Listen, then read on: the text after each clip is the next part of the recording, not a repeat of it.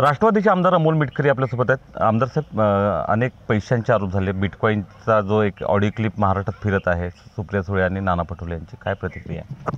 आदरणीय अजितदादांनी मतदान पार पाडल्यानंतर त्याबाबत आपली भूमिका स्पष्ट केलेली आहे। ती जी काही ऑडिओ क्लिप आहे ती ऑडिओ क्लिप आपण सर्व महाराष्ट्राने ऐकली आणि मला वाटते काल त्यावर एक पत्रकार परिषद पण घेतल्या गेली। त्याच्यामुळे त्या ऑडिओचं खरं काय आहे हे तपासाअंती सिद्ध होईल। मात्र तुमच्या प्रश्नाला एवढंच सांगेल की अजितदादांनी त्याबाबत स्पष्टीकरण दिलेलं आहे। अनेक राजकीय पक्ष जे आहे किंवा राजकीय नेते आहेत त्यांचं सोळं गळून पडलं या निवडणुकीच्या अनुषंगानं असं वाटतं का?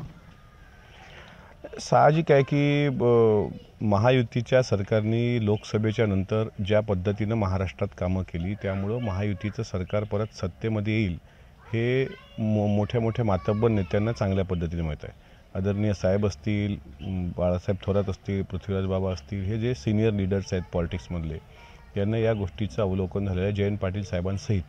त्याच्यामुळे अशा पद्धतीचे काही प्रकार करून महायुती कशी बदनाम होईल याचं एक कुभाण रचल्या गेलं।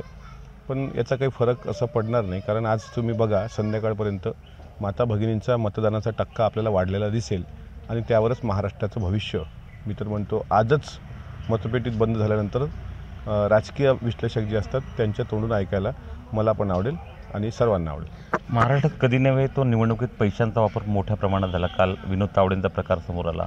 तुमचे मित्र आहेत रोहित पवार, त्यांच्या मतदारसंघातून काही तक्रारी आल्या, काय सांगाल? विनोद तावडे ज्या हॉटेलमध्ये बसलेले होते त्या हॉटेलमध्ये एकीकडे सांगतायत की 5 करोड रुपये घेऊन गेले, कॅश सापडते 19 लाखाची, म्हणजे सांगण्यामध्ये तफावत आहे। दुसरीकडे एक गोष्ट लक्षात घ्या, विनोद तावडे हे काही असेच साधेसुधे नेते नाहीत, ते त्या पक्षाचे राष्ट्रीय सरचिटणीस आहेत आणि त्या पक्षाचे वरिष्ठ नेते आहेत। त्यामुळे त्यांच्यासारखा व्यक्ती असा बॅग हातात घेऊन अशा पद्धतीनं पैसे वाटेल, अशा डायऱ्यासोबत घेईल असं मला वाटत नाही। त्याच्यामुळे तो एक जो रडीचा डाव खेळला गेला तो आता त्याच्यावर बऱ्याच काही उलथापालथ झाले, बऱ्याच काही गोष्टी घडल्या। पण एवढा मोठा सिनियर नेता असं करणार नाही। आणि शेवटी बघा, ज्या हितेंद्र ठाकूरांनी आरोप केले होते तेच दोघं एका गाडीत तुम्हाला परत जाताना दिसले, म्हणजे तुम्ही मस्करी केली का हितेंद्र ठाकूरांनी, हा पण प्रश्न या निमित्ताने निर्माण होतो। राहिला प्रश्न कर्जत जामखेडमध्ये ज्या पद्धतीनं बारामती ॲग्रोचा पैसा आणि बारामती ॲग्रोचा तिथला जो मॅनेजर आहे तो मॅनेजर चिठ्ठीसहित पकडला गेला।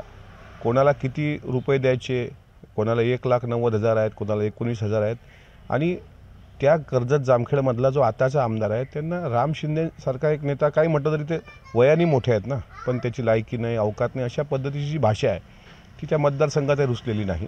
त्याच्यामुळे लोकसभेच्या वेळीसुद्धा बारामती ॲग्रो कंपनीने अजितदादांच्या विरुद्ध पैसा वाटप केला होता।